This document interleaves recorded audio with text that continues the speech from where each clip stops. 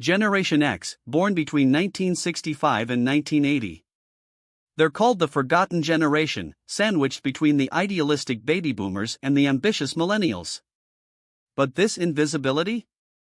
It shaped their entire psychology.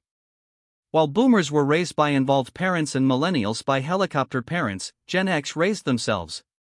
They were the latchkey kids, coming home to empty houses, microwaving their own dinners, and figuring out life without supervision. And this created something unique. A generation of independent, skeptical, and quietly resilient people who changed the world without asking for credit. So what makes Gen X tick? Let's find out. Picture this, it's 1985. You're 10 years old. You come home from school, and there's no one there. Your parents won't be back for hours. There's a note on the fridge, maybe some money for pizza. You're on your own. This was normal for Gen X. They were the first generation of latchkey kids, children who wore house keys around their necks because both parents worked. No smartphones to check in. No GPS tracking. No playdates organized by parents. Just freedom. And responsibility. This created a deep-rooted independence. Gen X learned early that they couldn't rely on others to solve their problems. Homework? Figure it out. Bullies? Deal with it yourself. Bored? Find something to do. This isn't about neglect, it's about a different time. And it made Gen X incredibly self-sufficient. As adults, they don't wait for permission. They don't need constant validation. They just do things.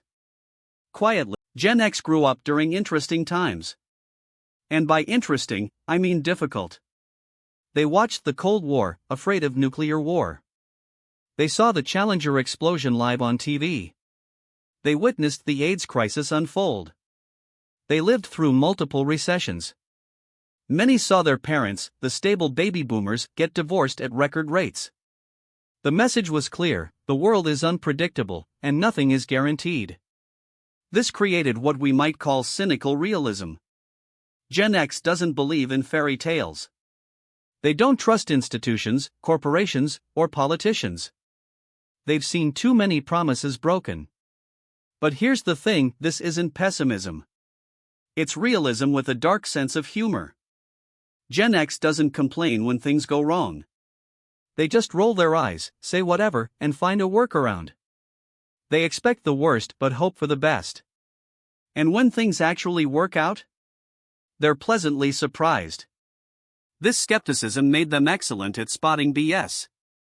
They can see through marketing, political spin, and corporate nonsense from a mile away. Here's where Gen X is fascinating. Baby boomers were workaholics. They defined themselves by their careers, worked 60-hour weeks, and sacrificed everything for the company. They believed in loyalty: stay with one employer for 30 years, get the gold watch, retire with a pension. Millennials and Gen Z demand work-life balance. They want flexibility, purpose, mental health days, and companies that align with their values. Gen X? They're somewhere in between. But in a unique way. They don't worship work like boomers. They saw their parents give everything to companies that laid them off without hesitation. Lesson learned. But they also don't expect work to be fulfilling or fair. They just do the job. They show up, do excellent work, don't make drama, and go home.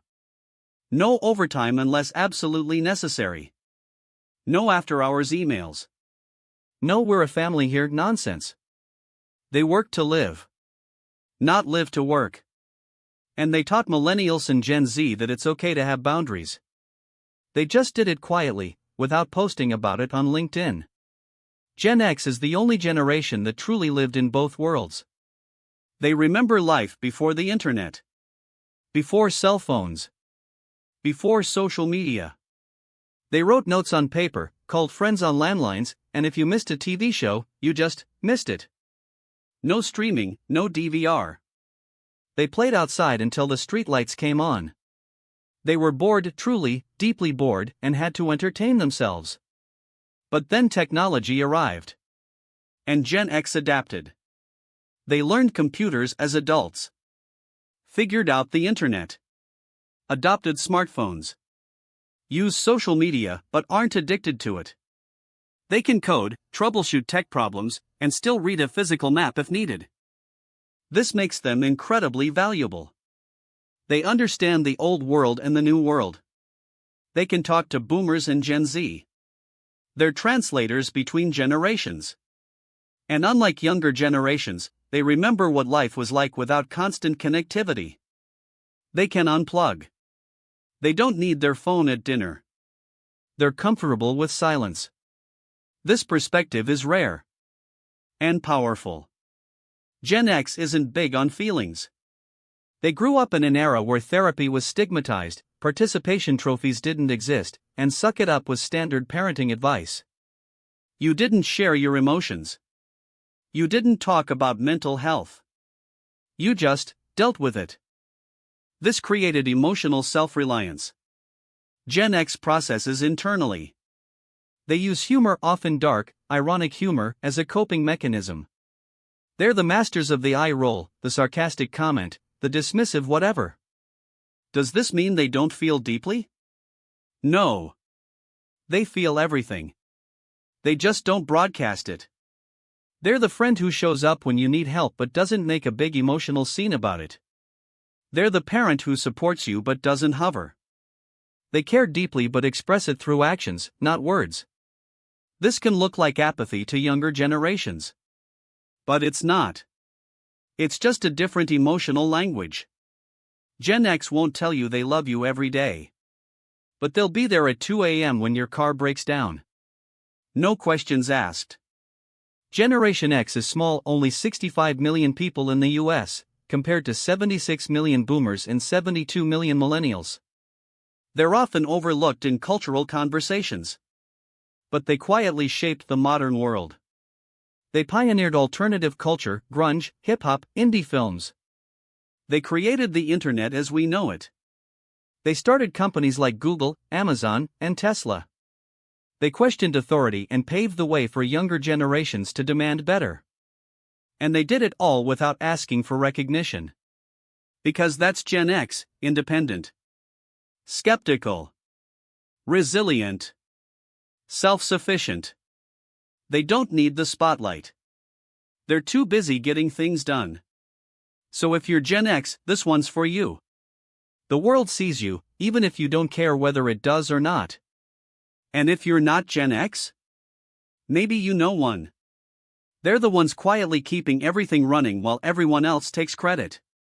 Whatever. What did we miss about Gen X psychology?